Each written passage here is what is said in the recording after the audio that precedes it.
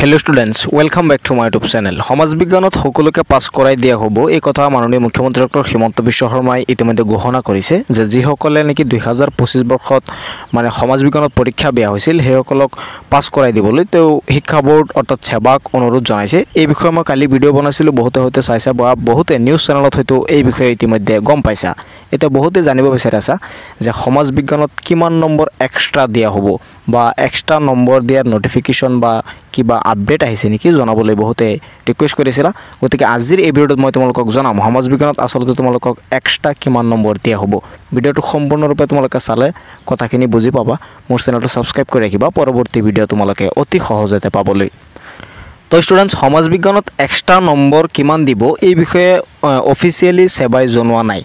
যদি অফিচিয়ালি নজনায় তেনেহলে তোমালোকে কিন্তু ডাইৰেক্টলি ক'ব নোৱাৰিবা বা কোনেও ক'ব নোৱাৰে যে সমাজ বিজ্ঞানত কিমান নম্বৰ এক্সট্ৰাকে দিয়া হ'ব।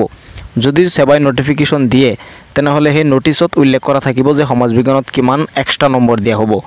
আৰু যদি নোটিছ সেবাই নিদিয়ে তেনেহলে কেনেকৈ মাৰ্কস দিয়া হ'ব সেইটো মই তোমালোকক জনাই দিব পাৰিম।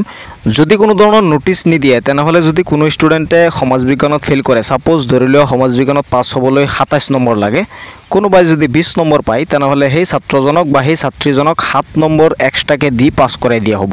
বা কোনোবাই যদি 25 নম্বৰ পায় তেনেহলে সেই ছাত্ৰ বা সেই ছাত্ৰীজনক 2 নম্বৰ এক্সট্ৰাকে দি পাছ কৰাই দিয়া হ'ব। যদি কোনো ধৰণৰ নোটিছ সেবাই নিদিয়ে আৰু যদি নোটিছ দিয়ে তেনেহলে তাত উল্লেখ কৰা থাকিব যে এক্সট্ৰা 10 মাৰ্ক দিয়া হ'ব, এক্সট্ৰা 15 মাৰ্ক দিয়া হ'ব, সেইটো সকলো ছাত্ৰ ছাত্ৰীকে দিয়া হ'ব। আৰু যদি নোটিছ নিদিয়ে তেনেহলে কিন্তু যিসকলে নেকি সমাজ বিজ্ঞানত ফেইল কৰে সেই সকলকহে মাৰ্কস দিয়া হ'ব।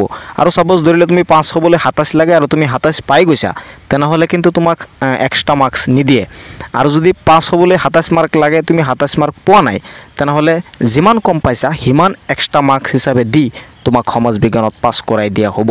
এইটো হল নোটিছ নিদিলে এনেকৈ পাছ কৰাই দিয়া হ'ব। আৰু যদি সেবাই নোটিছ দিয়ে তেনেহলে নোটিছত তেওঁলোকে মেনশন কৰি দিব যে কিমান নম্বৰ এক্সট্ৰাকে দিব আৰু কিমান নম্বৰ সকলোকে নোটিছ দিলে কিন্তু সকলোৱে মাৰ্কস পাবা। সেইকাৰণে সেবাক অনুৰোধ জনাম যে এই কথাটো তেওঁলোকে ক্লিয়াৰ কৰিব লাগে যে সমাজ বিজ্ঞানত সকলোকে কিমান নম্বৰ এক্সট্ৰাকে দিয়া হ'ব। আৰু যদি নোটিছ নিদিয়ে তেনেহলে কেনেকৈ মাৰ্কস দিব সেইটো মই তোমালোকক কৈ দিছোঁ।